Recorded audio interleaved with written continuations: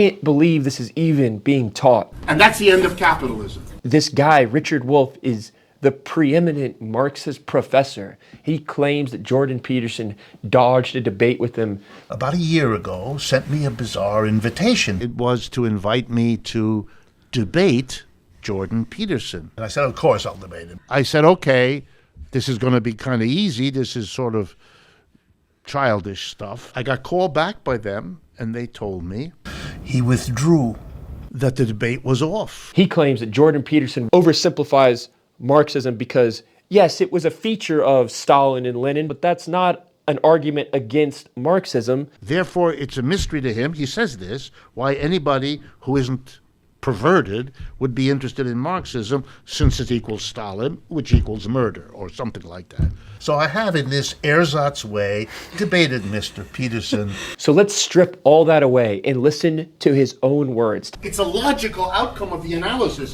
which is why Marxian economics can't be taught, of course.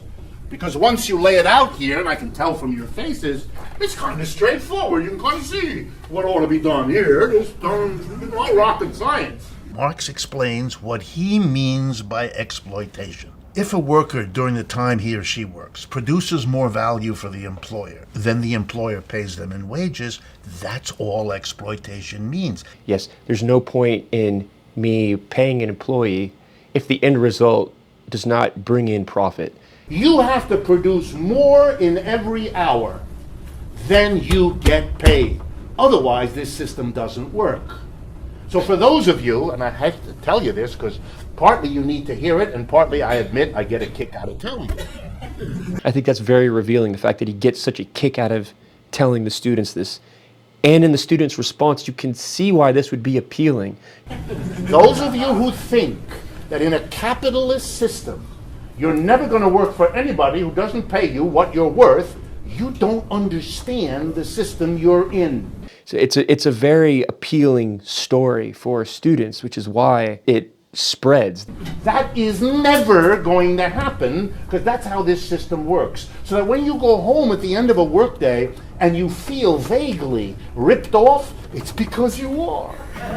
It is so ignorant that it takes your breath away. What is the dollar amount that you are worth? The only way to come to that realization is through the journey itself, which is gaining experience. The journey that's going to allow you to come to the realization of what you're capable of doing, because you don't even know what that is yet. You haven't reached your full capacity. And the psychologist or others who helps you get over that feeling isn't doing you any favor. You could tell by the audience's reaction that they love this message, because work is sacrifice. It's a sacrifice doing something you don't want to do for the sake of the long term. You need that feeling to fuel, well, it's very important, to fuel a recognition that that's what capitalist production is. Capitalism allows us to create the world by the way we live it, by the choices that we make. If you believe the proposition that capitalism is forever rigged and you'll never be able to succeed, well, then that proposition will become true. So be careful teaching this. You hire workers.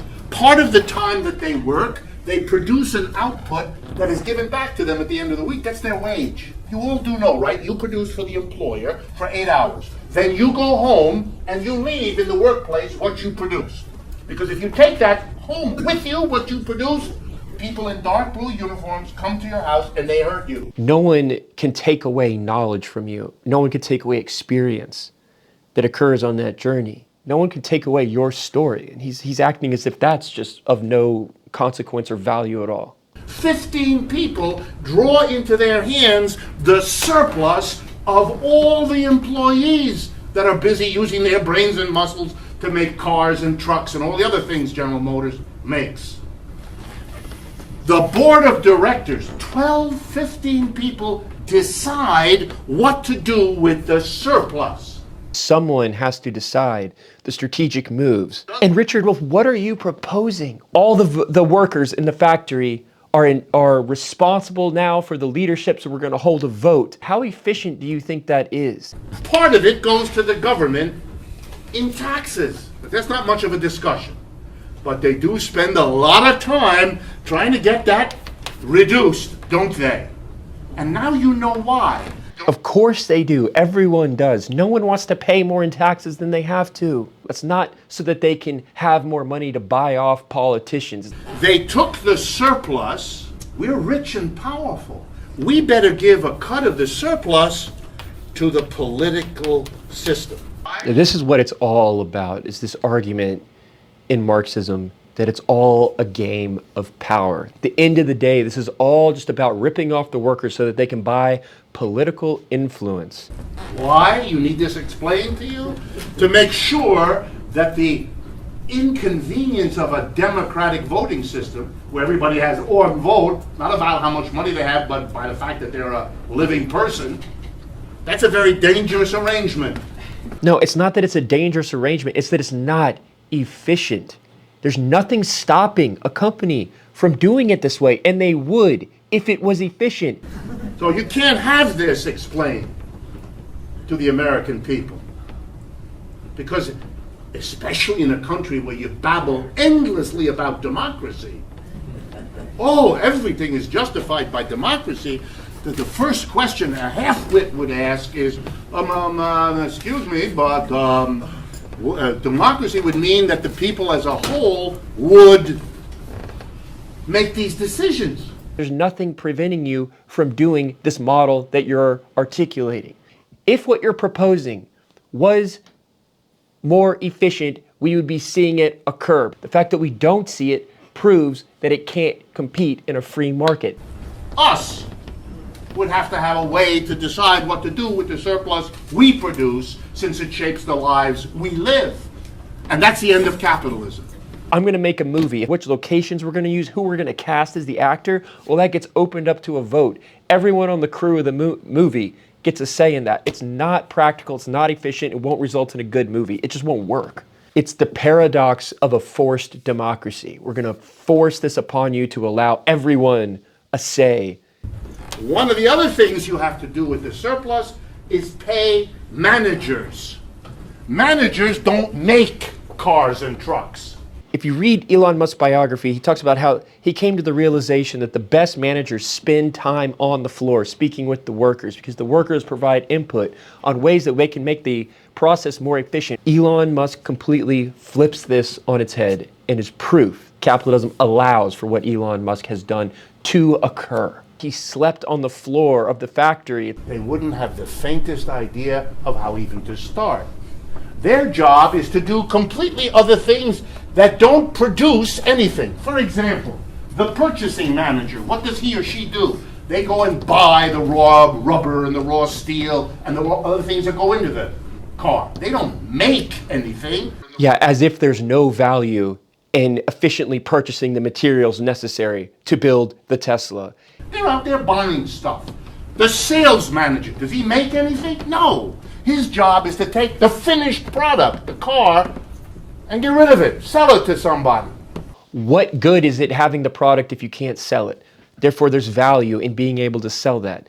So you gotta have all these people doing this if the enterprise is gonna work, but they don't produce any value for you. To say that that has no value because they're not physically making anything, nothing is stopping you from going out and switching up this model and making improvements.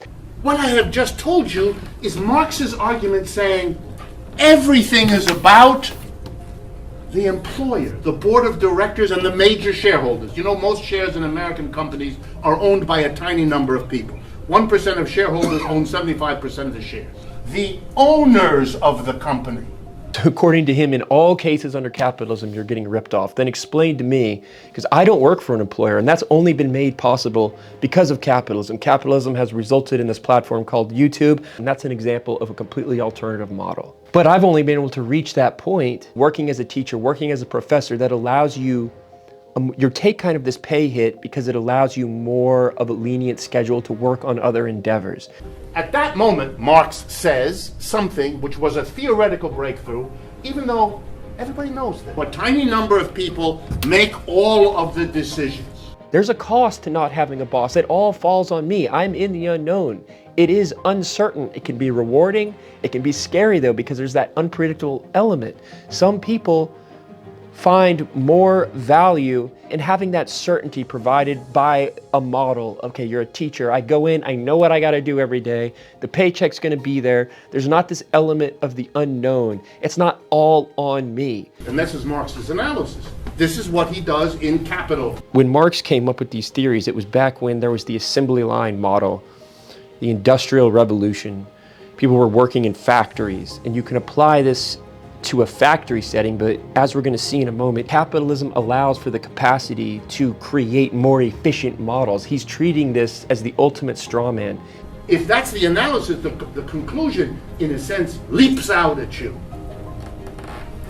The mass of people, the ones working there, to start with them, they've got to make the decision of what is done with the surplus they all produced.